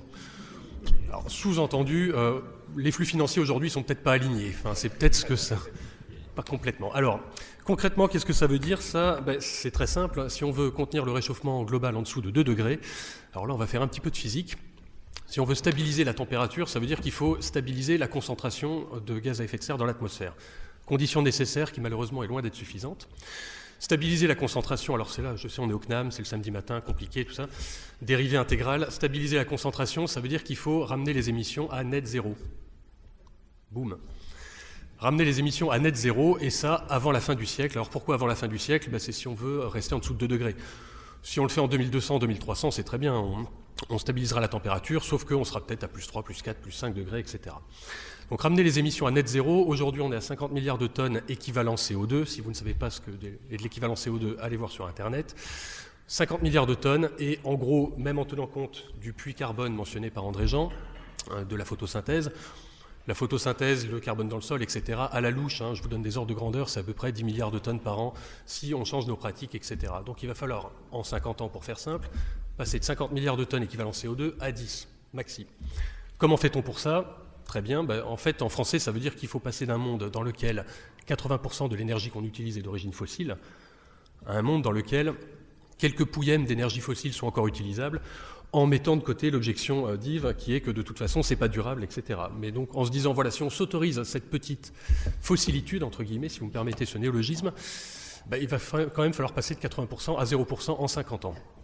C'est très simple, vous me direz, il n'y a qu'à Faucon, il suffit de... Voilà, bon, très bien. Comment fait-on? Alors, premier point, quand on parle de changement climatique et d'émissions de gaz à effet de serre, on ne parle pas que d'énergie, et ça, je tiens à le dire. Et deuxième chose, quand on parle d'énergie, on ne parle pas que d'élec. En général, un être humain normalement constitué a besoin de se loger, de se nourrir, de se déplacer, etc. Donc il a besoin d'énergie un petit peu. La nourriture, c'est de l'énergie déguisée aussi, du moins avec nos systèmes agricoles actuels. Et en tous les cas, il n'y a pas que ça. Ne retenez peut-être pas qu'il n'y a pas que... retenez qu'il n'y a pas que l'énergie et que l'élec. Il y a plein d'autres choses, et dans nombre de pays, notamment africains, l'essentiel des émissions sont plutôt des émissions d'origine agricole et forestière. Mais tout ça, on met tout ça dans le même bateau, il va falloir arriver à net zéro avant la fin du siècle. Si vous êtes fort en maths, net zéro, ça veut dire que si le monde est net zéro, ça veut dire qu'à peu près tout le monde va devoir être net zéro. Tout le monde. Je dis bien les États-Unis comme le Mali, pas trop loin de net zéro. Bon, on a 50 à 100 ans, ça laisse un petit peu de marge de manœuvre. Et par ailleurs, c'est pas que les États, Les États vont être net zéro, mais les émissions des États n'existent pas. Les émissions des États, c'est les émissions des individus, des entreprises, etc. Et donc, ça veut dire qu'en 2100, nous serons des individus net zéro qui travailleront pour des entreprises net zéro, dans des collectivités net zéro, elles-mêmes sises au sein d'États net zéro. Voilà, ça donne un petit peu l'objectif. Est-ce que vous permettez une objection ? Face à cette exigence que vous venez de rappeler, on peut aussi vous dire, ce qui se profile, c'est quoi ? C'est une humanité à 9 milliards, 9 milliards un peu plus assez vite, avec peut-être plutôt du plus 2, plus 3 que du plus 0,5 ou 1, et puis avec moins d'eau ou une gestion de l'eau qui pose un problème. Enfin, tout ça, ce sont des éléments des scénarios, par exemple, mais pas uniquement du Pentagone. On a aussi dans la Maison France des gens qui sont prospectivistes de la guerre et qui voient ça aussi, ces scénarios-là. Bref, comment on fait pour flécher l'argent dont vous me dites qu'il existe, il y a suffisamment sur Terre, ah bon, mais pour le rendre, pour le flécher vers ce qui doit, on a bien entendu la remarque d'Antoine Noir sur les banques qui disaient, ben non, si on ne me garantit pas le prix, je ne paye pas. Comment on fait alors ? Comment vous n'avez pas déjà démissionné ou voilà, ou vous n'êtes pas suicidé parce que c'est quand même ça la réalité. Donc comment on fait ? Alors pourquoi je ne me suis pas suicidé, je n'ai pas démissionné, c'est tout simplement parce que je suis convaincu que cette transition est faisable. Alors vous allez me dire non, c'est pas possible et tout, ben, je vais vous dire si, quand on n'aura plus d'énergie fossile, de toute façon, on l'aura fait la transition, on sera ramené à net zéro. Donc la question, c'est pas tellement de savoir si on peut le faire, c'est... Enfin, excusez-moi, vos collègues des grandes boîtes de Total sont très forts et ils nous trouvent toujours des réserves en plus qui vont chercher encore plus loin. Donc c'est pas pour demain tout de suite quand même. Donc non, c'est pas forcément ça là, qui va tout déclencher. Comme disait Keynes, dans le longtemps, on est tous morts. Donc si c'est pas pour demain, si c'est pas pour dans 200, 300, 500 ans, si c'est dans 1000 ans ou dans 10 000 ans, de toute façon, à un moment, on sera à net zéro. Donc de toute façon, l'urgence climatique ne fait que rapprocher l'échéance. Alors comment on fait ? Alors là, je vais vous donner un scoop. Si on veut atteindre le net zéro, il faut investir un peu plus dans le vert et un peu moins dans le marron. Jusqu'ici, j'espère que vous me suivez. Alors comment on fait pour ça ? Alors après, vous mettez ce que vous voulez dans le vert ou dans le marron. Je ne vais pas rentrer dans le débat nucléaire versus, etc. Voilà, mais il faut investir plus dans du bas carbone et moins dans du carbone intensif. Alors déjà, les montants, peut-être, de combien parle-t-on ? Si on veut investir dans un scénario 2 degrés compatible, il faudrait mobiliser en termes d'investissement annuel à l'échelle mondiale à peu près 5 000 milliards de dollars. Vous voyez tous ce que ça représente, 5 000 milliards de dollars, c'est très facile à intuiter. Donc voilà, c'est ça qu'il faudrait mobiliser chaque année. C'est énorme. Alors ça, c'est la mauvaise nouvelle. La bonne nouvelle, c'est que si on veut investir dans des infrastructures même compatibles avec un scénario 6, 7, 8 degrés, etc., il faudra de toute façon mobiliser à peu près 5 000 milliards de dollars par an. C'est-à-dire le même montant. Donc en gros, la différence n'est pas tellement quantitative. Faire du vert, ça coûte un petit peu plus cher à court terme, mais elle est surtout qualitative. C'est certainement moins de charbon et peut-être plus de solaire ou plus d'autres choses, je ne sais pas. Mais en tout cas, en termes de montant à mobiliser, c'est la même chose. Comment on fait ? Alors la question, c'est pas tellement de savoir comment on fait pour mobiliser cet argent. Il est là et il sera peut-être là, mais ça s'appelle du développement et pas tellement du climat. Comment on fait ? C'est bien simple, il suffit de prendre l'argent qui allait vers le marron et de l'amener vers du vert. Très simple. Pour ça, il y a 2 choses à faire, à mon avis. Alors, déjà, premier élément, je vais vous dire 4 éléments peut-être à retenir. Premier élément, c'est quand Antoine disait, c'est André Jean, qui disait, c'est coûteux. Je voudrais, en tant qu'économiste, vous mettre dans la tête que la notion de coûteux est quelque chose d'extrêmement relatif. Un coût n'existe pas en tant que tel, ce n'est qu'une valeur relative. Qu'est-ce qui est plus coûteux que quelque chose d'autre ? Ça dépend des autres options finalement. Alors l'autre option c'est quoi ? C'est effectivement, on ne fait pas du net zéro et puis on arrive à un monde à plus 4, plus 5 degrés avec le Pakistan, etc. Là il y a peut-être des coûts aussi, mais bon, on ne les prend peut-être pas dès le début, donc comme ils sont à long terme, on se dit non, finalement ces coûts n'existent pas. Ils finiront par exister. Donc tout ça pour dire, si on veut arriver à du net zéro, il y a 2 façons de faire. Soit vous faites de l'incrémental en commençant par les réductions d'émissions les moins coûteuses, et puis quand vous avez fait les moins coûteux, vous faites le un peu plus coûteux, etc. Et là, c'est la solution rêvée pour vous planter. C'est-à-dire qu'en 2050, vous arriverez à un état du monde où finalement vous aurez tout fait pas trop coûteux, et puis après vous aurez les vrais coûts qui arriveront. Et là, ça va être pas rigolo. L'autre façon de faire, c'est une méthode peut-être un peu plus ingénieure. Vous partez du point d'arrivée. Vous dites, voilà, moi je vais être à net zéro en 2070, 2080, et vous faites ce qu'on appelle du backcasting.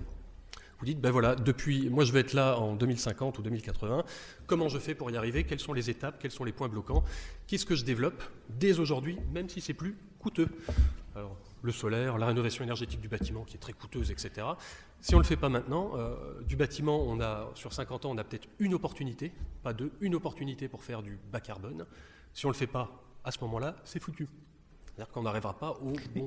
Très concrètement, il y a des choses qu'on peut décider. Il y a des taxes, la taxe carbone, il y a des normes, il y a des incitations du marché. C'est quoi les outils, les leviers pour qu'on y arrive? Alors, je vous presse parce qu'on est presque à la fin à 10h30 et que je voudrais quand même prendre des questions de la salle. Je voulais bien poser ce diagnostic déjà pour dire qu'est-ce qui est coûteux, parce que ça permet de calibrer les politiques. Mais montrez-nous comment on fait. Alors comment on fait? C'est simple, tout est simple, hein, c'est vraiment très facile. Il faut jouer sur deux choses. Les financiers comprennent, parce que je vais quand même parler un petit peu de finance, comprennent deux mots, c'est rendement et risque. Alors pour jouer sur le rendement, il suffit de mettre en place des politiques qui permettent de tirer la demande en capital vert, on va dire. Donc vous mettez des prix du carbone, des normes, ce que vous voulez, mais tout ce qui permet finalement de rendre rentable des investissements bas carbone. Donc là, Antoine en touchait deux mots tout à l'heure. Il faut que ces investissements soient rentables. S'ils ne sont pas rentables, de toute façon, vous ne trouverez aucune banque pour vous les financer. L'autre levier, c'est de jouer sur le risque et donc de jouer sur ce qu'on appelle l'offre de capital. Finalement, comment les financeurs, comment les investisseurs viennent à donner du capital à votre projet bas carbone et résilient, adapté au changement climatique. Alors, pour donner une petite idée de l'appréciation du risque quand même, il y a deux choses qui pendent au nez des financiers. C'est des choses qui ont été dites par le gouverneur de la Banque d'Angleterre, donc un peu plus sérieux que moi en termes de... Enfin, il a un peu plus l'oreille des milieux financiers, on va dire. Le premier risque que ce fameux gouverneur de la Banque d'Angleterre pointe, c'est le risque de transition. C'est en gros, vous ne bougez pas alors que le reste du monde bouge, donc vous êtes en gros le dernier homme de Cro-Magnon à fabriquer ses silex bifaces. Et vous êtes très content avec vos silex bifaces, vous essayez de les rendre de plus en plus efficaces, mais finalement vous passez à côté d'une révolution que vous n'avez pas vu venir. Alors ça c'est le risque dit de transition. Le risque de transition, il s'est matérialisé, vous avez tous en tête l'exemple de Kodak. Kodak a disparu, alors c'est pas un exemple climatique, hein, mais Kodak a disparu parce qu'ils ont simplement pas complètement vu venir le numérique. Bon, c'était un géant, hein, bien installé, etc. Il y a plein d'autres effets Kodak, hein, il y a plein d'entreprises ferroviaires aux États-Unis, enfin bref, on pourra en citer plein. C'est pas voilà. L'autre risque, c'est le risque, disons, le risque physique, qui est également pointé par le gouverneur de la Banque d'Angleterre, c'est si les actifs dans lesquels vous avez investi ne sont pas climate proof entre guillemets, ils risquent de perdre de la valeur. Alors ça, c'est pas de mon point de vue, hein, je suis un ancien météo, océano, etc. De mon point de vue, c'est le principal risque. Pour vous donner un ordre de grandeur que les gens n'ont pas toujours en tête, là on est en train de se dire on va faire du plus 5 degrés en 200 ans, à la louche. Hein. Ce qui nous sépare des mammouths, c'est 5 degrés il y a 20 000 ans. Donc on va 100 fois plus vite que ce qui nous sépare des mammouths. Bon, je ne sais pas quel était le PIB, quelle était la tête de l'économie du temps des mammouths, je ne sais même pas si la question a un sens.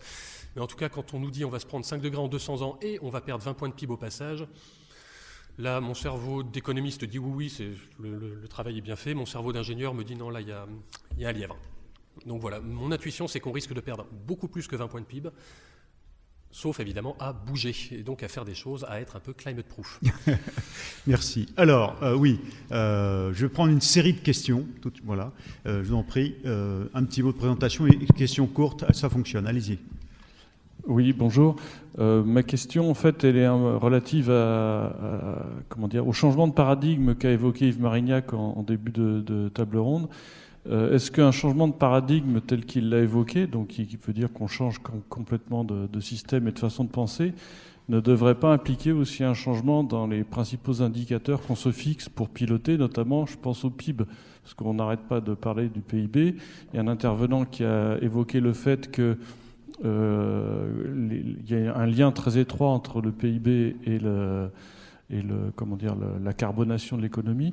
Mais effectivement, si on garde que ça comme indicateur, est-ce que du coup, on ne va pas passer à côté tout un tas de choses? On parlait des migrations, etc. Le PIB, il ne mesure pas tout ça.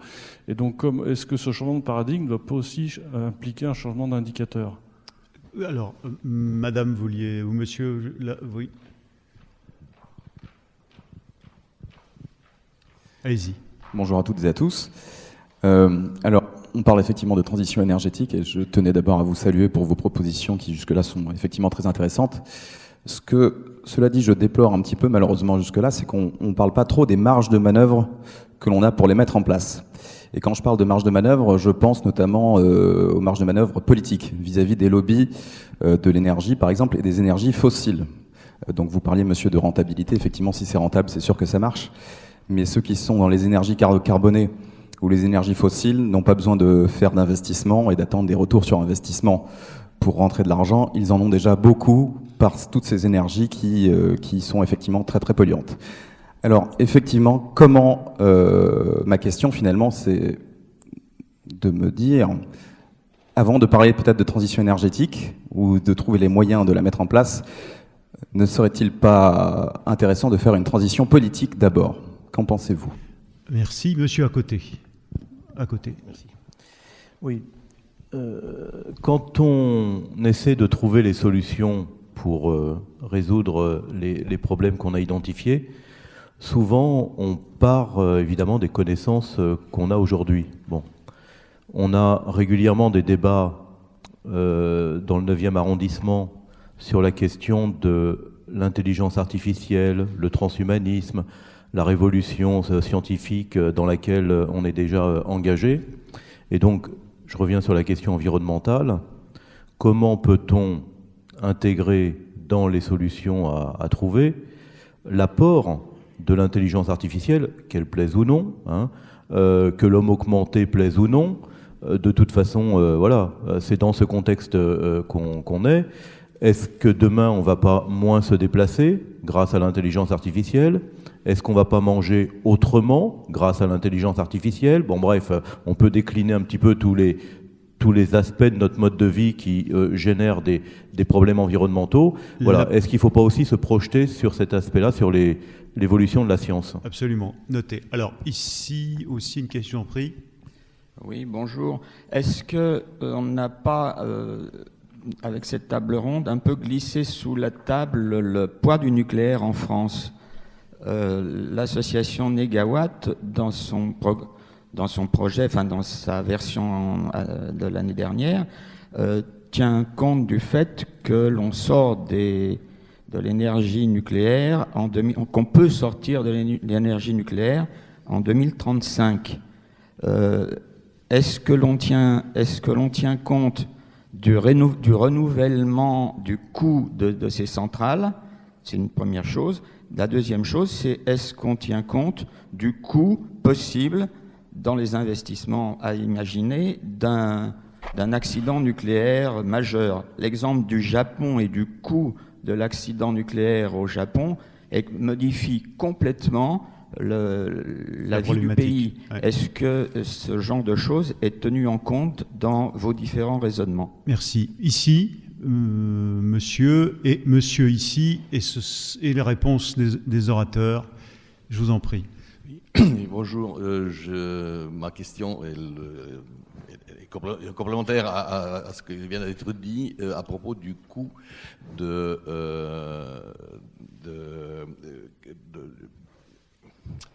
du nucléaire. Non, pas du coût du nucléaire et des batteries, tout ce qui concerne la dénucléarisation des centrales et le nettoyage des batteries une fois utilisées. Ces coûts-là n'est pas évoqué quand on achète maintenant un appareil quelconque, dans le prix, il est indiqué le coût de destruction, et là, on n'en parle pas. Merci. Monsieur, ici, voilà, au second rang, s'il te plaît. Oui, voilà. Au niveau des financements que vous avez évoqués sur les scénarios qui sont à mettre en œuvre, vous avez beaucoup utilisé l'argent privé, mais vous n'avez pas parlé de l'argent public. Or, peut-être contrairement à beaucoup d'autres pays dans le monde, l'investissement en France se base beaucoup sur l'argent public. Et donc, quel scénario vous voyez là sur la partie financière, justement, sur le mixte argent public, argent privé? Merci. Alors, monsieur, et je crois madame aussi, non? Monsieur, ce sera la dernière question, là, parce qu'on n'y arrivera pas. Je vous en prie. On a eu un bel éclairage avec des experts patentés, c'était très très utile et précieux. Donc la question que je voudrais poser, puisque je vois que dans ce colloque qui est très bien conçu et monté, il n'y a ni le mot éthique ni le mot politique. Bon, il y a eu déjà une allusion, une question qui a été faite, mais quel serait pour vous, et pour ceux qui viendront l'après-midi, je dirais, parce que je suis avec vous ce matin, mais mon emploi du temps ne me permet pas d'être l'après-midi, mais quel serait pour vous, messieurs, les leviers indispensables dont vous auriez besoin, et d'autres, au niveau politique et éthique, de même que, par exemple, pour ce qui est de la bioéthique en France, il y a quand même une commission nationale, il y a les révisions, c'est pour donner une piste, quels seraient les leviers dont vous auriez besoin pour avoir un accès qui ne soit pas fondé que sur la société civile, mais qui fasse un lien entre société civile et politique, avec une réglementation, des possibilités de révision de loi, etc., pour avancer d'une manière beaucoup plus coordonnée et précise. Merci.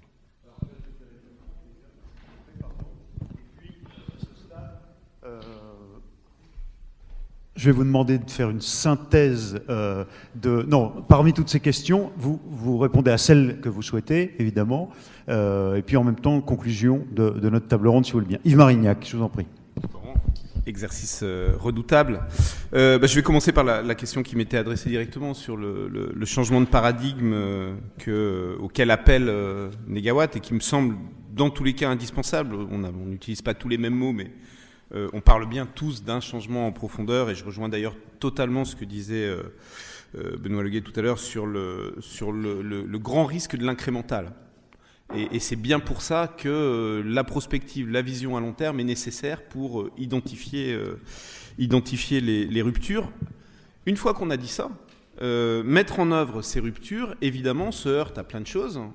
Je pense que ce qui est assez clair aujourd'hui, pour être optimiste, c'est que les solutions, la faisabilité de mise en œuvre au rythme voulu, des solutions en matière de sobriété, d'efficacité et surtout de renouvelables, parce qu'il y a effectivement des phénomènes extrêmement disruptifs qui se passent de ce côté-là, cette faisabilité, elle est avérée aujourd'hui. Et la rentabilité à long terme de ces actions, c'est-à-dire le bénéfice que la société tirerait de réaliser ces investissements qui effectivement sont peut-être un delta plus coûteux, mais qui à long terme génèrent des bénéfices, d'autant plus si on les compare aux risques d'effondrement économique, etc., si on ne fait rien.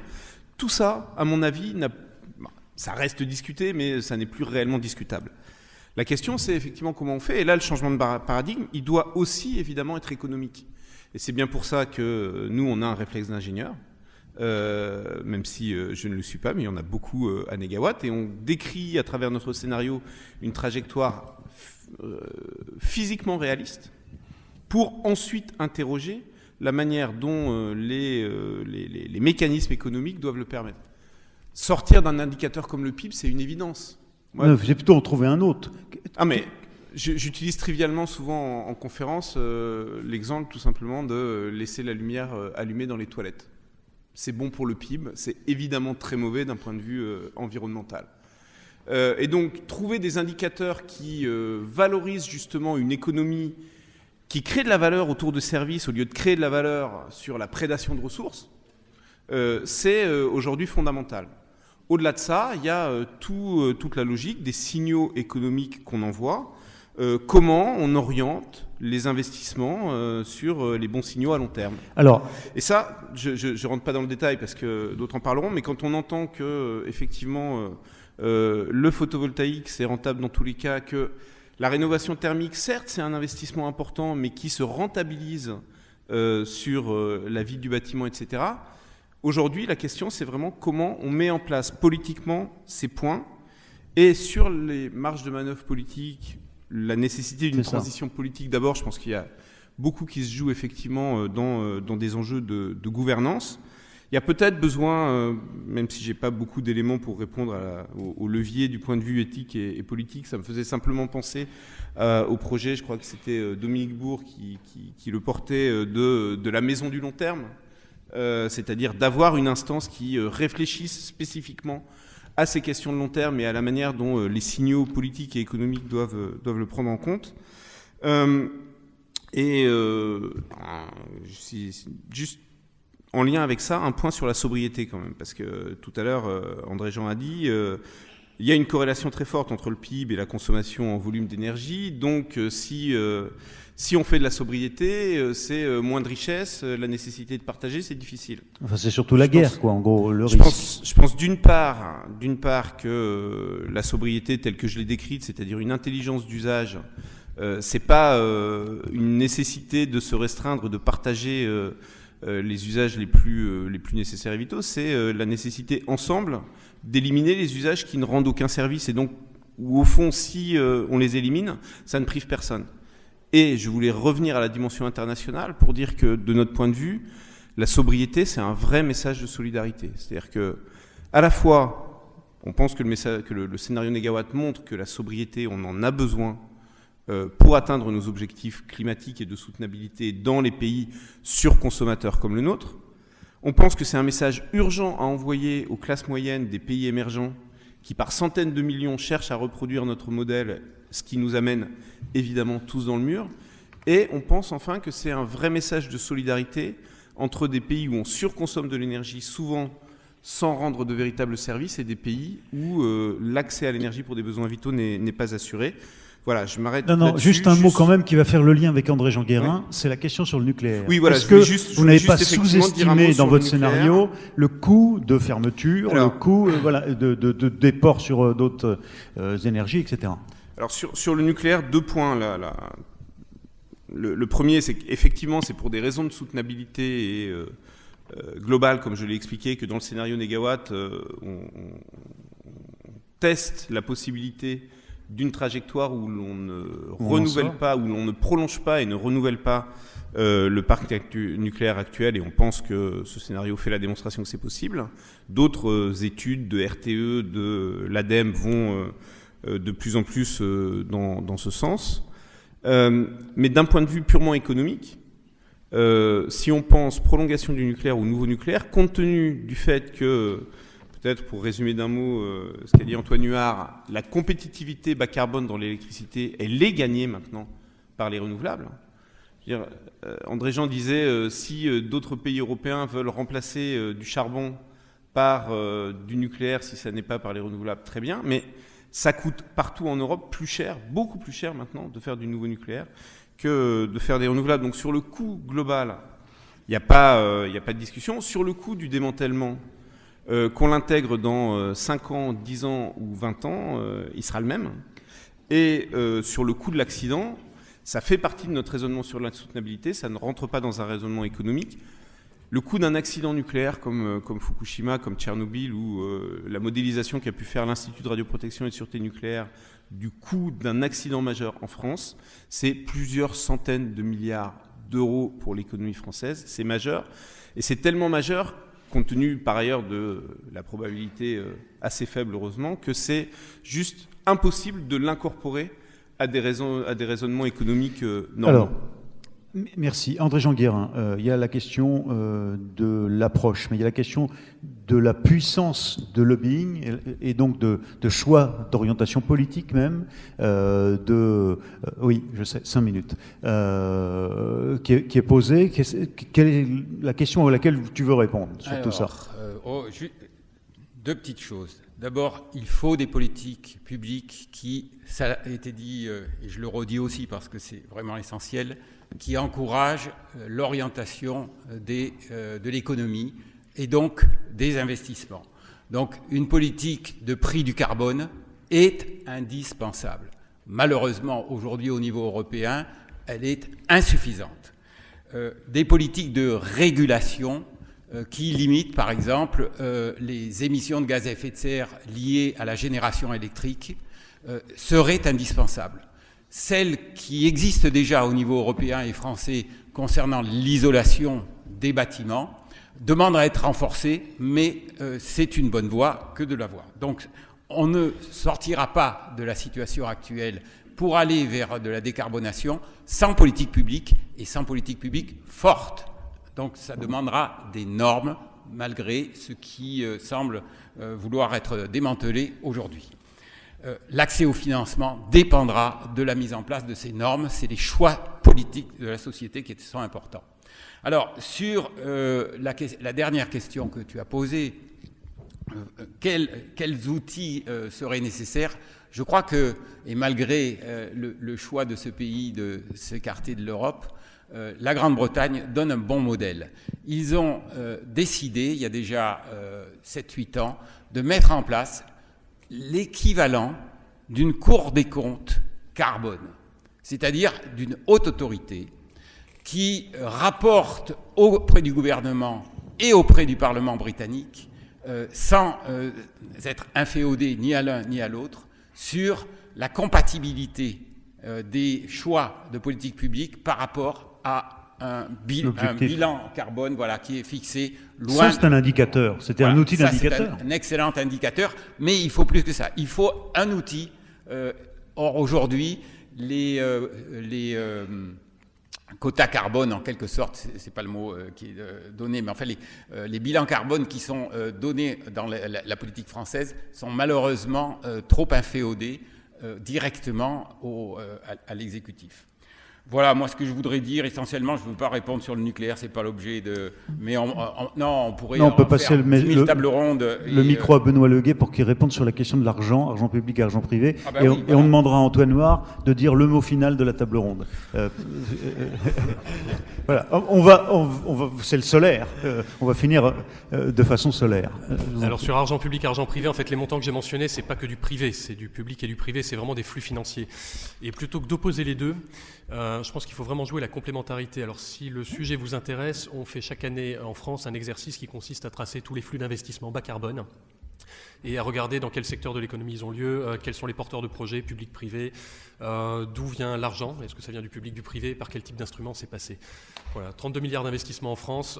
Si vous voulez faire simple, le transport, c'est essentiellement des fonds publics qui viennent l'abonder. Par contre, il y a un secteur sur lequel c'est essentiellement des fonds privés qui jouent, c'est la rénovation énergétique des bâtiments, qui est essentiellement des faits des ménages et essentiellement financé sur fonds propres et un peu par des prêts bancaires. Donc ça, je vous renvoie vers ce travail qui, à ma connaissance, est unique en France et qui permet en tout cas d'objectiver le débat. Peut-être 2 mots complémentaires. Très court, on a fini là. Donc, sur le PIB, oui, sortir du PIB, oui, mais la question que j'aurais tendance à vous poser, le PIB c'est très daté, c'est post-Deuxième Guerre mondiale, etc., ça ne sert plus à rien. La question que j'aurais tendance à vous poser même, c'est d'ailleurs à quoi ça sert.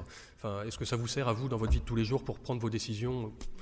À moi ça ne me sert à rien, mais à vous ça vous sert peut-être à quelque chose.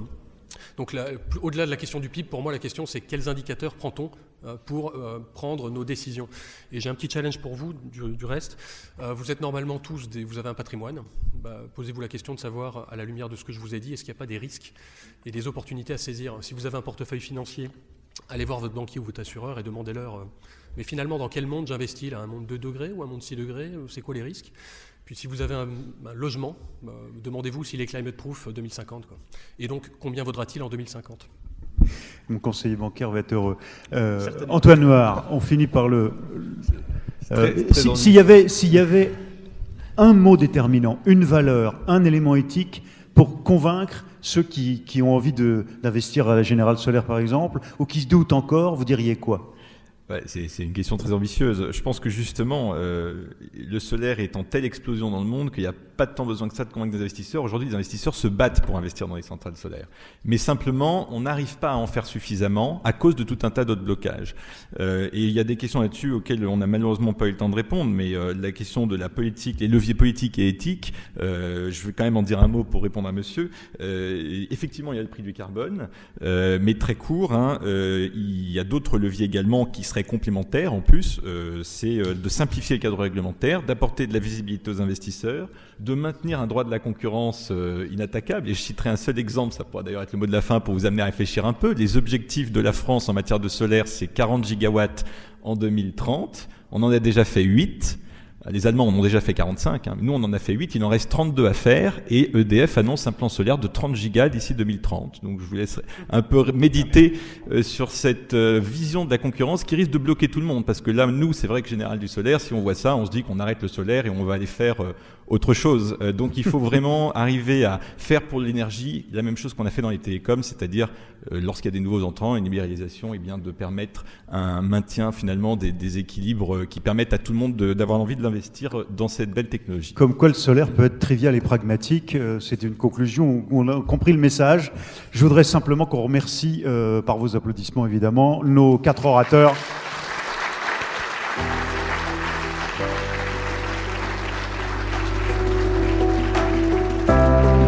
Merci infiniment, passionnant, évidemment on ne peut pas être exhaustif, et je vous passe la parole à Pierre Candelier.